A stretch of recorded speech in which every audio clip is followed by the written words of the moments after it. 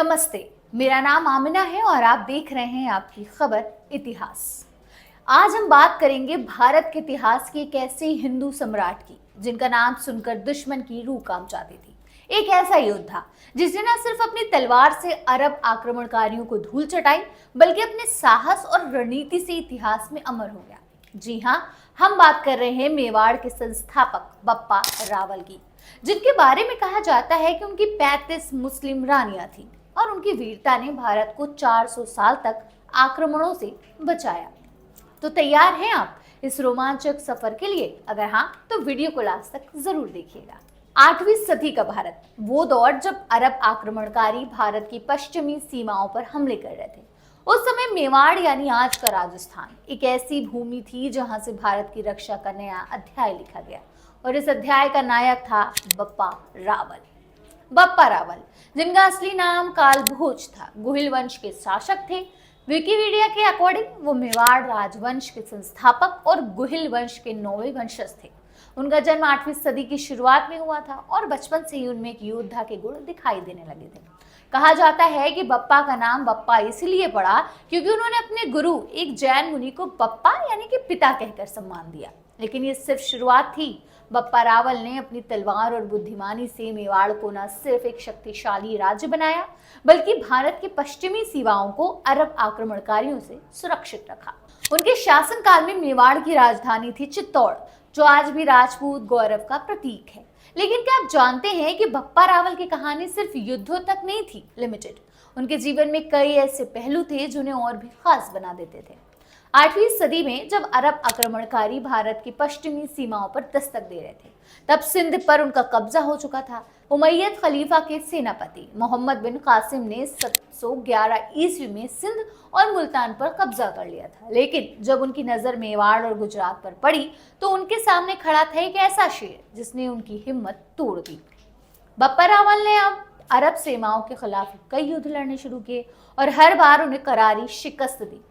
उनकी सबसे प्रसिद्ध जीत थी चित्तौड़ का युद्ध, जहां उन्होंने अरब सेनाओं को न सिर्फ हराया बल्कि उन्हें सिंध तक खदेड़ दिया। कहा जाता है कि बप्पा की सेना इतनी तेज और संगठित थी, यूनाइटेड थी, कि अरब सैनिक उनके सामने टिक ही नहीं पाते थे। लेकिन बप्पा की रणनीति सिर्फ युद्ध तक सीमित नहीं थी। उन्होंने अरब आक्रमणकारियों को हमेशा के लिए सबक सिखाने के लिए उनके पीछे पीछे चौकियां बनाई। ये चौकियां दुश्मनों की हर गतिविधि पर नजर रखती थी। इतना ही नहीं, बप्पा ने गजनी क्षेत्र में भी चौकियां स्थापित की और कुछ समय तक वहां रुककर शासन भी किया। क्या आप जानते हैं, बप्पा रावल की इन चौकियों की वजह से ही आज के पाकिस्तान में रावलपिंडी का नाम पड़ा। जी हाँ, रावलपिंडी का नाम बप्पा रावल के नाम पर ही रखा गया। उनकी इस वीरता ने भारत को अगले 400 साल तक अरब आक्रमणों से सुरक्षित रखा। यही वजह है कि मोहम्मद गजनी जैसे आक्रमणकारी भी कई बार हिंदू राजाओं से हार गए। बप्पा की तलवार की धमक इतनी थी कि दुश्मन उनका नाम सुनकर ही कांप जाते थे। लेकिन उनकी कहानी सिर्फ युद्ध की नहीं थी, उनके जीवन का एक और पहलू था जो आज भी लोगों को हैरान करता है। अब बात करते हैं उस किस्से की जो बप्पा रावल को इतिहास में और भी यूनिक बनाता है। कहा जाता है कि बप्पा रावल की करीब 100 पत्नियां थीं, जिनमें से तो लगभग 35 मुस्लिम रानियां थीं। ये बात कई इतिहासकारों और मीडिया रिपोर्ट्स में उल्लेखित है, वर्णित है। हालांकि इसकी ऐतिहासिक सटीकता पर कुछ कॉन्ट्रोवर्सीज हुई। तो सवाल उठता है, अगर बप्पा रावल अरब आक्रमणकारियों के खिलाफ इतनी कट्टरपंथी से लड़ते थे तो फिर 35 मुस्लिम रानियां उनके हरम में कैसे आईं? इसका जवाब हमें उस समय की सामाजिक और राजनीतिक परिस्थितियों में मिलता है। उस दौर में युद्ध के बाद विजेता राजा अक्सर पराजित पक्ष की राजकुमारियों या महिलाओं से शादी करते थे। ये विवाह न सिर्फ गठबंधन को मजबूत करते थे बल्कि शांति स्थापित करने का एक तरीका भी था। बप्पा रावल ने भी गजनी और अन्य क्षेत्रों में अपने शासन के दौरान स्थानीय कुलीन परिवारों की महिलाओं से विवाह किए। इनमें से कई महिलाएं मुस्लिम थीं जो उनके हरम का हिस्सा बने। लेकिन ये सिर्फ राजनीतिक की बात नहीं थी। बप्पा रावल की उदारता और न्यायप्रियता की भी कई कहानियां हैं। कहा जाता है कि वो अभी अपनी सभी रानियों का सम्मान करते थे, चाहे वो किसी भी रिलीजन की क्यों ना हो। उनकी रानियां न सिर्फ उनके हरम का हिस्सा थी बल्कि कई बार उनके राजनीतिक और सामाजिक फैसलों में भी इम्पोर्टेंट रोल प्ले करती थी। इतिहासकारों का मानना है कि बप्पा की इन शादियों ने मेवाड़ और पड़ोसी क्षेत्रों के बीच सांस्कृतिक एकता को भी बढ़ावा दिया। लेकिन ये कहानी सिर्फ रोमांस या गठबंधन की नहीं है। बप्पा की रानियों की वजह से उनकी शक्ति और प्रभाव और भी बढ़ गया, जिससे दुश्मन और डरने लगे। क्या आप सोच सकते हैं, एक ऐसा सम्राट जो युद्ध में अजय हो और जिसका हरम इतना विशाल हो कि उसकी चर्चा दूर दूर तक हो, लेकिन बप्पा रावल की असली ताकत थी उसकी रणनीति और नेतृत्व। बप्पा रावल सिर्फ एक योद्धा नहीं थे, बल्कि एक दूरदर्शी शासक भी थे। उन्होंने मेवाड़ को एक मजबूत और संगठित राज्य बनाया। उनकी सेना में न सिर्फ राजपूत थे, बल्कि स्थानीय जनजातियां और अन्य समुदाय भी शामिल थे। उनकी एकता की नीति ने मेवाड़ को अपराजय बना दिया।